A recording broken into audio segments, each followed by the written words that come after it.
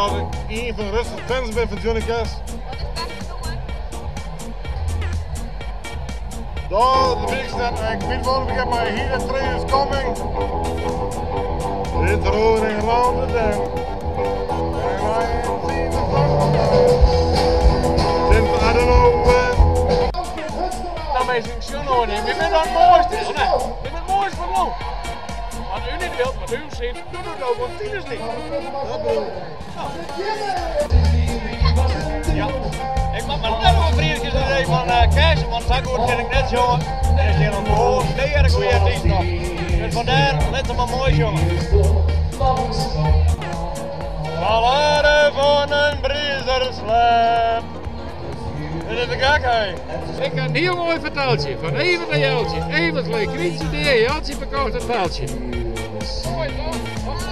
En ik weet dat je een woordfrieske hoor van. En dat is Johnny Cash, heel geschikt om dat te vertalen. Ik speel al jaren gitaar en ik speel al jaren muziek in zaken te vertalen. Het is hartstikke mooi, alleen Johnny Cash een heel voorbeeld. Dank u wel. Nou, daarom zou ik op de Friese Cash CD staan, man.